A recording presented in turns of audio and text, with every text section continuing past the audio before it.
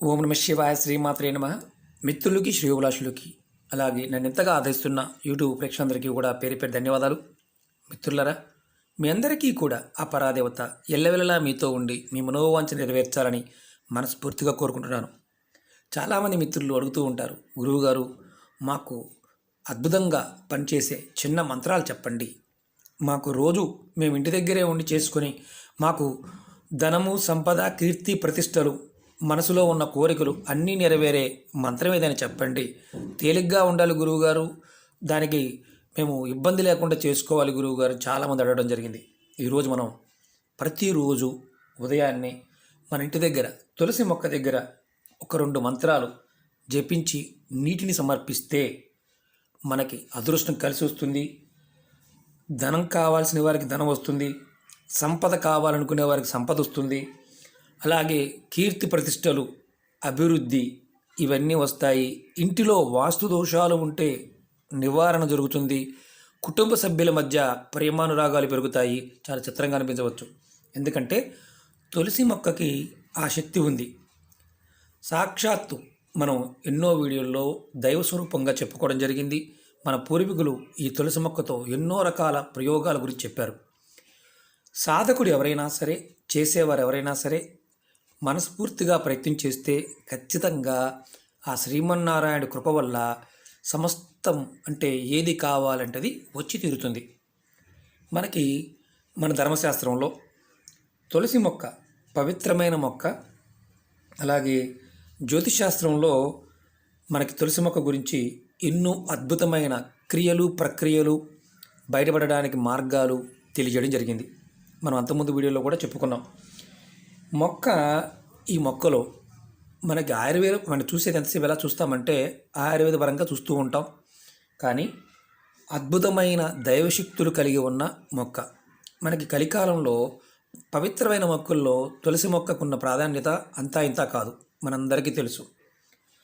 మనం శాస్త్రం ఏం చెప్తుందంటే తులసి మొక్క వేరుల్లో అన్ని తీర్థాలు ఉంటాయి, అన్ని తీర్థాలు. అలాగే తులసి మొక్క కాండంలో మధ్యలో మనకి శాస్త్రం ఒక అద్భుతమైన విషయం చెప్పింది. రావి చెట్టుకి ఎలాగైతే దేవతలు ఉంటారో తులసి మొక్కలో కూడా అలాగే అన్ని శక్తులు ఉంటాయి చెప్పింది. మనకి దేవతలందరూ కూడా తులసి మొక్క కాండంలో ఉంటారు అని శాస్త్రం చెప్తుంది. అలాగే పై భాగంలో ఆకుల్లోనూ ఈ పై భాగంలో సమస్త వేదాలు ఉంటాయి అని శాస్త్రం చెప్తుంది. అంటే ఈ మొక్క మనకి జ్ఞానాన్ని, పుణ్యాన్ని, శక్తిని ఇస్తుందని అర్థం. అంటే మనం దేవతలను మనం ఎలా ఆలోచిస్తామంటే దేవతలు అనగానే మనకు వరాలు ఇచ్చేవారుగా భావిస్తాం. అంటే తులసి మొక్క ఆరాధన చేయటం వల్ల, తులసి మొక్కని సేవించటం వల్ల, తులసి మొక్కని విధి విధానంగా వాడటం వల్ల సమస్తము మనకి వస్తాయని అర్థం. మన ఆలోచన విధానంలో ధనానికి ముడిపెట్టి మనం ఆలోచిస్తున్నప్పుడు ఒక్కొక్కసారి మనకి తెలియకుండానే సంపద గురించి మాత్రమే ఎక్కువగా ఆలోచిస్తూ ఉంటాం. ఎందుకంటే కష్టాలు ఎక్కువగా ధనం వల్లే కదా వచ్చేది, ధనం లేకపోవడం వల్లే కదా ఇన్ని సమస్యలు అని మనం భావిస్తూ ఉంటాం. మన మానసిక ప్రవర్తనని ప్రేరేపించి మనకు కావలసిన దాన్ని ఇవ్వగలిగే శక్తి తులసి మొక్కలో ఉంది. దాని అర్థం అది. అలాగే తులసి మొక్కని ప్రతిరోజు పూజ చేయడం వల్ల మన పాపకర్మలు తొలగిపోయి మనకి మోక్ష ప్రాప్తి లభిస్తుంది.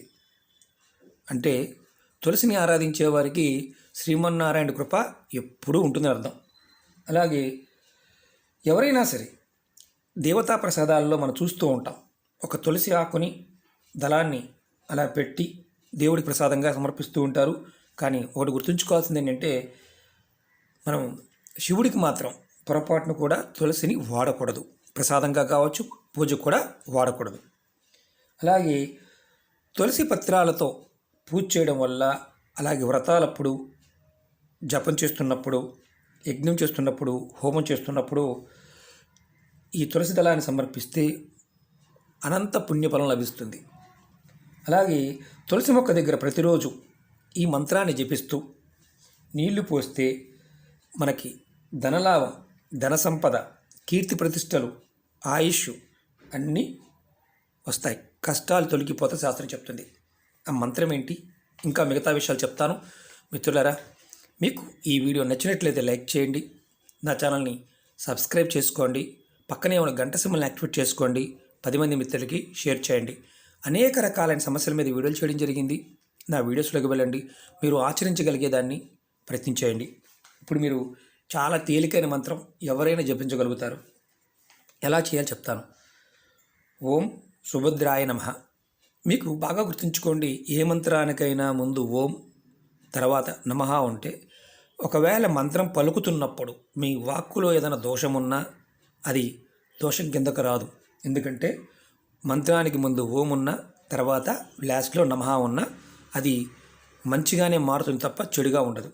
ఈ మంత్రాన్ని ఒక మంత్రాన్ని మీరు నీరు పోస్తూ జపించి మనసులో కోరికలు చెప్పుకోవచ్చు. ఓం సుభద్రాయ నమః, అలాగే ఓం సుప్రభాయ నమః, ఓం సుప్రభాయ నమః. ఈ 2 మంత్రాలు నేను వీడియో డిస్క్రిప్షన్ బాక్స్లో పెడతాను, మీరు కావాల్సిన వారు చూడవచ్చు. అలాగే ఈ 2 మంత్రాలను జపిస్తూ తర్వాత నీళ్లు పోయండి, మొక్కకు నీరు సమర్పించండి. అలాగే ఈ మంత్రాన్ని మరి ఎన్నిసార్లు జపించాలి అని అనుమానం వస్తుంది. ఈ మంత్రాన్ని 3 సార్లు జపించండి చాలు. అలాగే తులసి ఆకులు కోసేటప్పుడు కూడా ఈ మంత్రాన్ని జపించవచ్చు. అలాగే మీరు ఏదైతే మీ మనసులో ఉన్న కోరికలు ఉంటాయో, సంకల్పాలు ఉంటాయో, ఆ సంకల్పాలు నెరవేరడానికి ఈ మంత్రం అద్భుతంగా పనిచేస్తుంది. అంతకుముందు వీడియోలో కూడా సంతానం కావాలన్నా, వివాహం కావాలన్నా, ఉద్యోగం రావాలన్నా తులసి మొక్క దగ్గర విధి విధానంగా కొన్ని పూజలు ఉన్నాయి. ఎన్నో రకాల పూజలు ఉన్నాయి, చాలా చెప్తూ వస్తున్నాను. ఇంకా చాలా ఉన్నాయి, చెప్తూ వస్తాను. మన ధర్మంలో ఉన్న సామాన్యులు చేసుకోవడానికి అనువుగా ఉండేవి, మంత్రాన్ని పలకలేని వారు చేసుకోవడానికి తేలిగ్గా ఉండేవి, ఇలాంటివి కూడా మన పూర్వీకులు మనకి ఇచ్చారు. మన కర్మ కొద్దీ వాటిని వదిలేస్తూ వస్తున్నాం. కారణం ఏంటంటే మనం కొన్ని సందర్భాల్లో అతి ఆశగా ఉండటం వల్ల మనకి ఏది కూడా దక్కదు. ఆశ ఉండవచ్చు, కానీ నిరాశ కంటే ఆశ మేలు. చాలామంది నిరాశతోనే మాట్లాడుతూ ఉంటారు, దానికన్నా అతి ఆశ మేలు. కానీ ఆశ ఉండటానికి అతి ఆశ తేడా ఏంటంటే ఊహాలోకంలో విహరిస్తూ లేనిదాన్ని ఉంది అని భావిస్తూ చేయటం అతి ఆశ. కంటెదురుగా కనిపిస్తుంది, దాన్ని సాధించాలని ప్రయత్నం చేయడం ఆశ. కాబట్టి ఈ 2 విషయాల్లో మనం ఏదైనా సరే పరిపూర్ణమైన నమ్మకంతో, విశ్వాసంతో తులసి మొక్క దగ్గర మనం ఏమీ చేయలేమనుకున్నప్పుడు కొంచెం నీటి సమర్పించి ఈ 2 మంత్రాలను కనుక జపించినట్లయితే ప్రతిరోజు చేస్తూ ఉంటే మీ మనసులో ఉన్న సంకల్పాలన్నీ కూడా నెరవేరుతాయి. ఇది గుర్తుంచుకోవాల్సిన విషయం. ఇంకొకటి ఏంటంటే, అంతకుముందు కూడా చెప్పాను, ఎవరి ఇంటిలో అయితే తులసి మొక్క పెట్టి పూజిస్తారో వారికి అకాల మృత్యువు రాదు. ఆశ్చర్యంగా అనిపించవచ్చు. మనకి మృత్యుభయం అనేది ఏంటంటే ఒక్కొక్కసారి దశలోనూ, విదశల్లోనూ, అంతర్దశల్లోనూ, సూక్ష్మ దశల్లోనూ రాహు, కేతువు, శని ప్రభావం వల్ల ఒక్కొక్కసారి అకాల మృత్యు, అనుకోకుండా మరణం ప్రాప్తిస్తూ ఉంటుంది. అలా రాకుండా ఉండడానికి మనం ఏదైనా చెయ్యాలనుకుంటే మనం ఆరాధన చెయ్యాలి. తులసి మొక్కను ఆరాధన చేసినా, తులసిని పూజించిన అకాల మృత్యువు అనేది రాదు. ఇది గుర్తుంచుకోండి. అలాగే తులసి మొక్కకి మీకు పాపకర్మలు తొలగిపోవాలి, మోక్షం కావాలనుకునేవారు కంపల్సరిగా తులసి మొక్కకి నీరు పోసి మీరు ఖచ్చితంగా చేయవచ్చు. తులసి మొక్కకి అంతకుముందు వీడియోలో కూడా చెప్పాను, నీరు ఎలా పోయాలో కూడా చెప్పాను. అలాగే తులసి మొక్కకి నీరు పోసిన తర్వాత తులసి మొక్క మొదల్లో కుంకుమని, పసుపు కుంకుమ పొట్టుగా పెట్టండి కొద్దిగా, అంతేగాని మొత్తం పూసేమాకండి. ఎందుకంటే చెట్టు కాబట్టి ఒక్కొక్కసారి ఈ కుంకుమ కూడా కెమికల్ లాంటివి ఉన్నప్పుడు దానివల్ల కూడా ఒక్కొక్కసారి చెట్టు మరణించడానికి అవకాశం ఉంటుంది. మొక్కలు కొంతమంది చెప్తూ ఉంటారు, గురువుగారు మా ఇంటి దగ్గర చనిపోతుంది, కారణం ఏంటని. నరఘోష, జనఘోష లాంటివి ఉన్న ఈ మొక్క తీసుకొని మనం రక్షిస్తుంది కాబట్టి మొక్క మరణిస్తుంది, మళ్ళీ మొక్కని పెట్టుకోవచ్చు. అంతకుముందు వీడియోలో మొక్కలు ఏ రోజు పెట్టుకోవాలో కూడా చెప్పాను, నా వీడియోస్లోకి వెళ్ళండి, చూడండి. అలాగే ప్రతిరోజు సాయంత్రం తులసి మొక్క దగ్గర ఆవు నీటితో ఎవరైతే దీపం వెలిగిస్తారో వారి ఇంటిలో లక్ష్మీదేవి స్థిరంగా ఉంటుంది, లక్ష్మీదేవి యొక్క ప్రసన్నత కలుగుతుంది, లక్ష్మీదేవి ఆ ఇంట్లో స్థిరంగా ఉంటుంది. చాలామంది అడుగుతూ ఉంటారు, గురువుగారు మాకు సమస్య, ప్రయత్నించేయండి. నేను ఒకటే మీ అందరికీ తెలియజేసేది, ఏదైనా ప్రయత్నపూర్వకంగా చేయండి, ఫలితం వస్తుంది. ఒక్కసారి చేసి ఫలితాన్ని ఆశించమాకండి, ఇది కలికాలం. మీరు మనస్ఫూర్తి పూర్తిగా మనసు పూర్తిగా గనక చేస్తే 2 సెకన్లోనే ఫలితం రావడానికి అవకాశం ఉంటుంది. దాని మీద పరిపూర్ణమైన విశ్వాసం, మీ మీద మీకు నమ్మకం కలిగి ఉండాలి. అలాగే ఇంకొక పాయింట్ ఏంటంటే, తులసి మొక్క ఉన్న దగ్గర ఎటువంటి నకారాత్మక శక్తి అంటే నెగిటివ్ ఎనర్జీ అనేది ఇంటిలోకి రాదు అనేది శాస్త్రవచనం. అంటే శాస్త్రం ఏం చెప్తుందంటే, ఎక్కడైతే తులసి మొక్కలు ఉంటాయో అక్కడ నకారాత్మక శక్తి అనేది రాకుండా ఉంటుంది. కొంతమంది మిత్రులు అడిగారు, గురువుగారు మేము సమాధుల మీద కూడా చూసామండి మొక్కలు, ఎందుకు పెట్టారండి అని.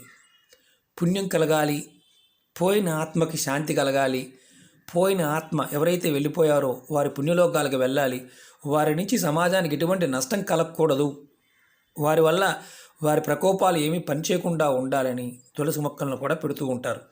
మనకేమో అన్ని మన దృష్టిలో అన్ని వంకరగా ఆలోచిస్తూ ఉంటాం కాబట్టి అందుకనే మనకి జీవితంలో ముందుకు వెళ్ళడానికి అవకాశాలు తక్కువ ఉంటాయి.